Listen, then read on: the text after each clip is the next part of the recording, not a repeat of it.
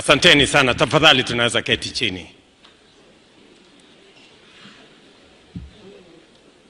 Mama Mary Mombe Ichung'wah Ngugi na familia ya Ichung'wah, kiongozi wetu wa kanisa, moderator wetu, wachungaji, pamoja na pastors na viongozi wetu wa dini, waheshimiwa viongozi wenzangu, watu wa Kikuyu na watu wa Kiambu, hamjambo.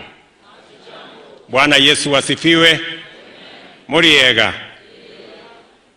Mimi kwa niaba ya familia yangu na mke wangu Rachel ambaye yuko hapa na watoto wetu, tunaleta rambirambi zetu za pole kwa familia ya baba yetu mzee Isaac Ichung'wah Ngugi na watoto wake wote, tukisema poleni sana. Huyu baba, vile imesemekana, hakuwa baba ya watu waliowazaa peke yao, ama wale aliwachunga kwa njia moja ama nyingine peke yao. Huyu mzee alikuja akafanyika baba yetu sisi wote. Mumesikia wengi wetu tumekuja kwa boma hii kwa mwaliko wa mzee. Wengi wetu, hakuna mtu hapa hajakula nyama kwa hii nyumba. Mimi kwanza ndio beneficiary mkubwa wa hiyo kukula nyama. Nimekuja hapa mara nyingi.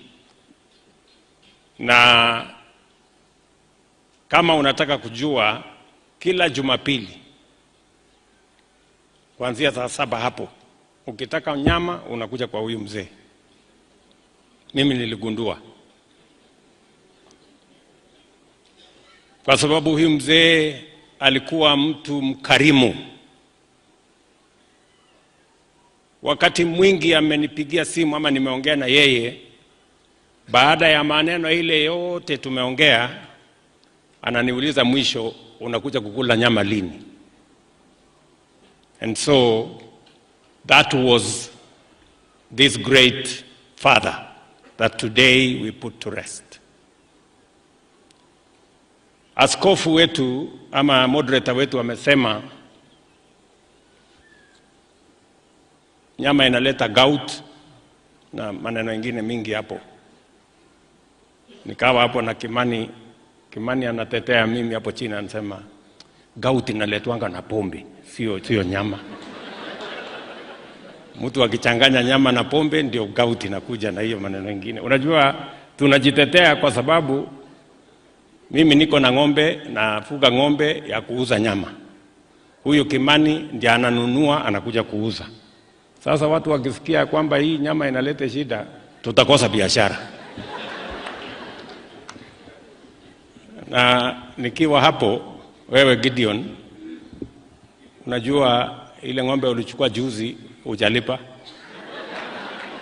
na hiyo haikuwa desturi ya mzee. Umepanga? Haya, sawa. So huyu mzee alitufundisha mambo mengi. Na mimi katika sherehe hii ya mwisho ya mzee wetu Isaac Ichung'wah, nataka kusema tu mambo machache. Kwanza, the life and times of this great patriarch is an inspiration to our nation and to us. Mumesikia huyu mzee alikuwa mgonjwa akiwa mdogo, akapelekwa msituni kwa sababu hakukuwa na vile ya kupanga matibabu. The family had given up on him because of his sickness. And he was left to die because there was no way that he could be treated. Today in our country, we still have people who are stuck with family members, who do not know how they are going to find medication, how they are going to find treatment. There are many people who have sold everything until they have nothing else to sell, and they do not know what to do with their loved ones.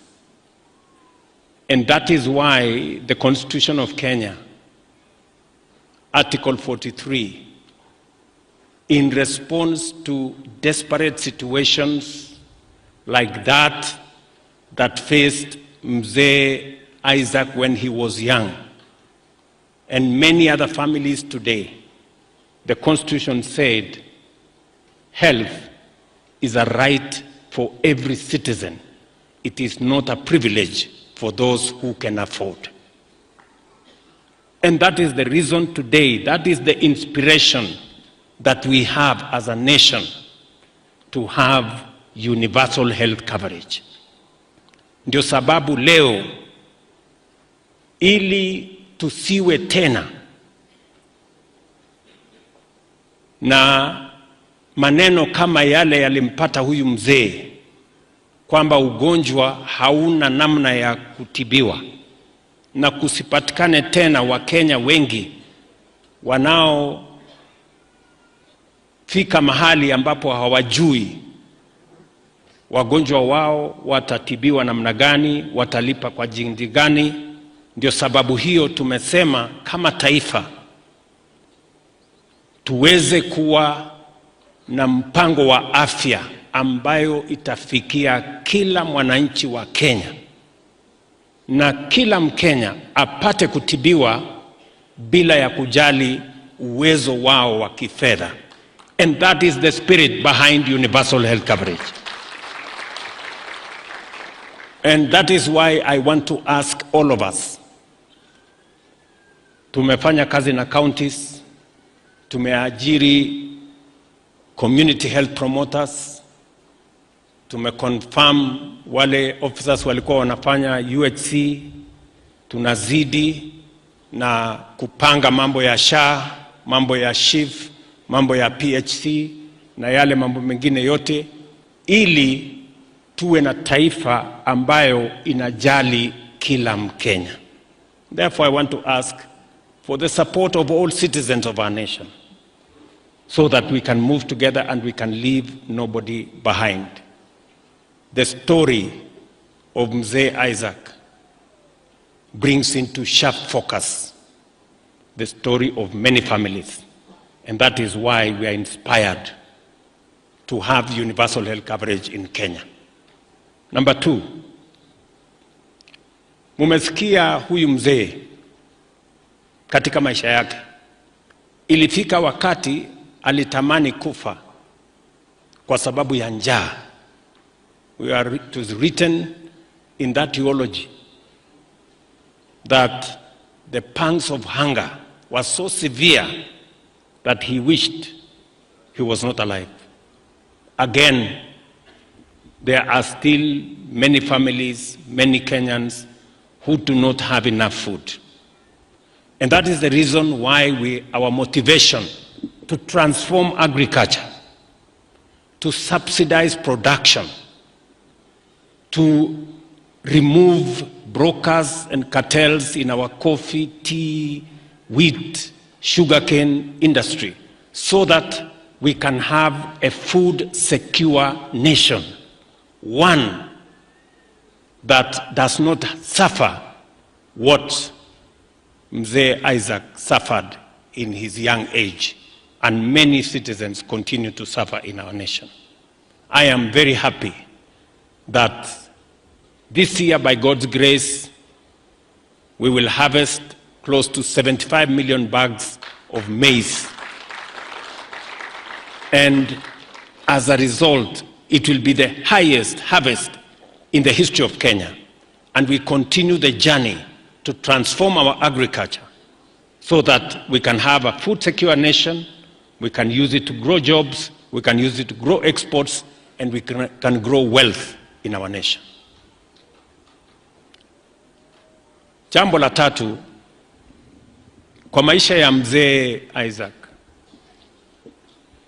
I must say he is an inspiration of what is possible. He is an inspiration of what can be achieved, of resilience and hard work. Ukisoma maisha ya huyu mzee, alikuwa ni mtu orphan, wazazi wake wamekufa, hana familia ya kutegemea, yeye mwenyewe ndio kuhangaika. Amekuja hapo, amekuwa mtu ya kuendesha driver ya lori, amekuja akahangaika hapa, kapanga akauza sigara, you know, huku. But look at what God made out of the life of this old man. Huyu mzee leo tunamzika hapa na heshima kubwa. Sahau kwamba alikuwa ni mtu ya kuuza sigara hapa na pikipiki. Leo rais wa Kenya yuko hapa, naibu wa rais wa Kenya yuko hapa, mawaziri wako hapa, governors wako hapa, kumaanisha ya kwamba kwa bidii, kujituma, kujitolea, kujiamini inawezekana. And that is why the life of this father here lying, Isaac Ichung'wah Ngugi, is an inspiration to us as a nation. We must believe in ourselves. We must believe in our country. And we must believe that we can change this nation. We are having a conversation, a live conversation now. And I want to challenge us as the citizens of this nation. Kenya cannot continue to be a third world country. We cannot continue to be a third world country. We must have a conversation. Just like Mzee Isaac alitoka kule chini, mahali pa umaskini. Leo tukasikia hapa Kikuyu, nyumba yake amejenga ndio ilikuwa nyumba ya kwanza, mpaka bank saa hii ni mteja huko kwa nyumba yake. Ametulelea hawa marafiki. Today we rest him as a man of means, a man of honor, somebody who we can count on. I want to tell you, fellow Kenyans, citizens of this nation, we have a duty, we have a responsibility to change this nation. And I am telling you, it is possible. Look at what we have done with the economy in 3 years. Look at what we have done with agriculture in 3 years. Look at what we have done with housing in 3 years. Look at what we have done in universal health care in 3 years. I promise you, we can change this nation in our lifetime.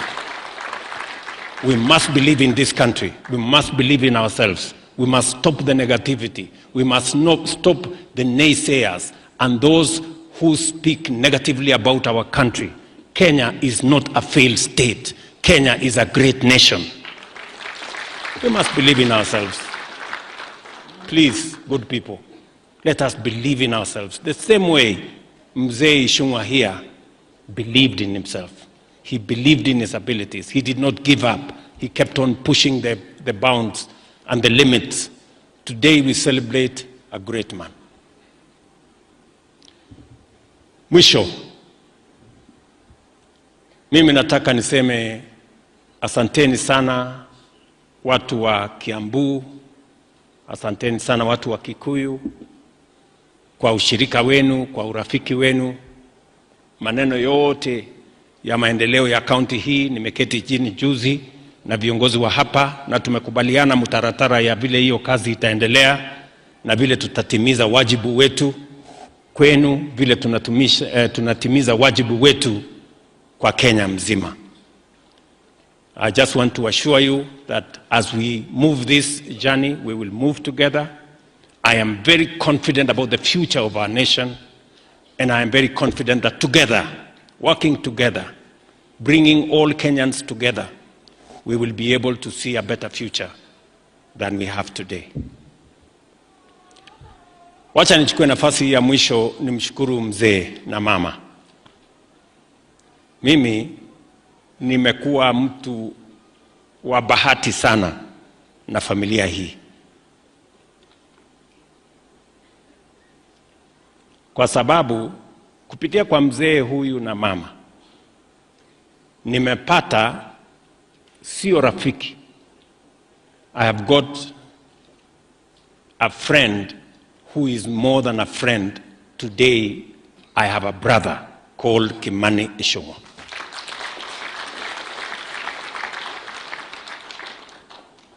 And I want to stand here in this hallowed and honored ground to say, in Kimani Ichung'wah, we have a great leader.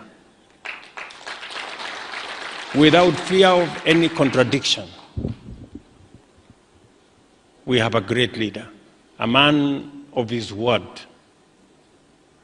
This man, Kimani Ichung'wah, I call him Anthony. He has taken many bullets on my behalf. He has carried huge burdens on my behalf. Burdens that even my own brothers could not. But this man has. My friend, Kimani, on this day, when we are putting to rest your father, I want to tell you thank you very much for not just being a friend, for being a brother to me. And the same way you have stood with me, my brother, I want to say this in front of your family, I will stand with you. Na watu wa Kikuyu constituency na watu wa Kiambu, huyu kiongozi wenu sio kiongozi wa Kiambu ama Kikuyu. Huyu Kimani Ichung'wah ni kiongozi wa Kenya. And this is what leadership means, that you must stand up to be counted for something. He is not a fair weather friend. He is a friend indeed. So I think he gives us lessons, and I'm sure we are confident that this is coming from Mzee, who is here, whom we are sending today to his place of rest. Asante sana Bishop na moderator wetu kwa kutuzungumzia neno la Mungu ili tuweze kufanya bidii. Umetuambia ya kwamba muda ni mfupi, na sababu hiyo kila mtu afanye bidii so that we can use the time we have meaningfully. We can, all of us, make a contribution to the nation when we have an opportunity to. Tukiwa MCAs, we do our part. Tukiwa wabunge, we do our part. Tukiwa magavana, we do our part. Na sisi wote mawaziri, and all of us, we make a contribution towards making this nation great. And I am very confident about the future of Kenya. Asanteni sana. Nimekuja na mke wangu Rachel, maybe you can unaweza kusimama hapo.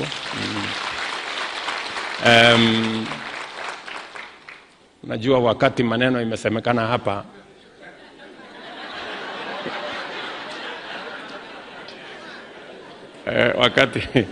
wakati maneno imesemekana ya X, nikaona hawa wadosi hapa wanaongea sana, kukakuwa na consultation kubwa hapa. Na mimi nikaona Rachel anajaribu kunitazama. Mimi nikakaza macho tu nikaangalia mbele kwa